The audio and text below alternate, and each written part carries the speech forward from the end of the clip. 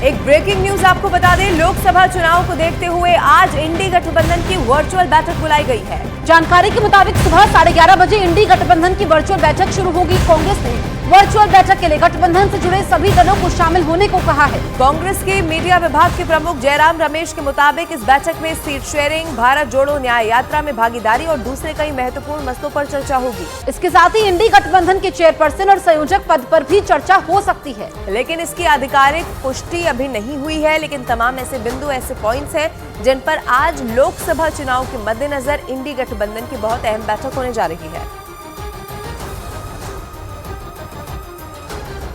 दरअसल इंडी गठबंधन के नेताओं की ये 5वीं बैठक होगी, लेकिन वर्चुअल तरीके से पहली बार बैठक का आयोजन हो रहा है। और इससे पहले गठबंधन की 4 बैठकें हो चुकी हैं। पटना, बेंगलुरु, मुंबई और दिल्ली में इंडी गठबंधन की बैठकें इससे पहले हो चुकी हैं। बीजेपी के खिलाफ बने विपक्ष के इस गठबंधन में राष्ट्रीय, क्षेत्रीय और बड़े छोटे कुल 28 दल शामिल हैं। लेकिन इस गठबंधन का चेयरपर्सन और संयोजक अभी तक भी तय नहीं हो पाया है। लेकिन दिल्ली में 17 दिसंबर 2023 को इस गठबंधन की चौथी बैठक में ममता बनर्जी ने पीएम के लिए मल्लिकार्जुन खड़गे के नाम का प्रस्ताव रखा था, जिसका अरविंद केजरीवाल ने समर्थन किया था।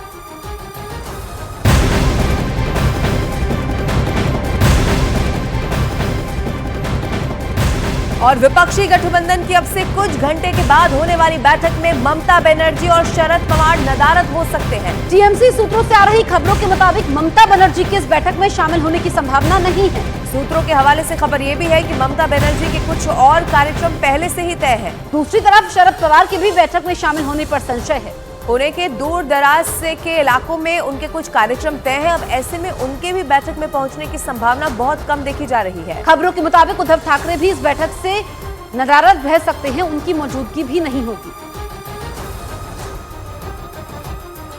टीएमसी सूत्रों का दावा है कि कांग्रेस ने आज होने वाली बैठक में पार्टी के प्रतिनिधि को शामिल होने की अनुमति नहीं दी है और इसीलिए ममता बनर्जी के अलावा पार्टी का कोई भी दूसरा प्रतिनिधि भी इस बैठक में शामिल नहीं हो सकेगा। हालांकि सूत्रों का ये कहना है कि पश्चिम बंगाल में सीट बंटवारे पर टीएमसी और कांग्रेस के बीच पेच फंसा हुआ है। सूत्रों की माने तो पश्चिम बंगाल में कांग्रेस 8 से 10 सीट की मांग कर रही है, जबकि टीएमसी कांग्रेस को 2 सीट से ज्यादा नहीं देना चाहती है। तो वहीं टीएमसी की नजर असम पर भी है। वो असम की 14 में से 4 सीटें चाहती है, जबकि कांग्रेस असम में अकेले चुनाव लड़ना चाहती है। सूत्रों का दावा यह है कि टीएमसी ने कांग्रेस के साथ सीट शेयरिंग पर चर्चा के लिए अपने प्रतिनिधि भेजने को और भी किसी तरह से बातचीत से इनकार कर दिया।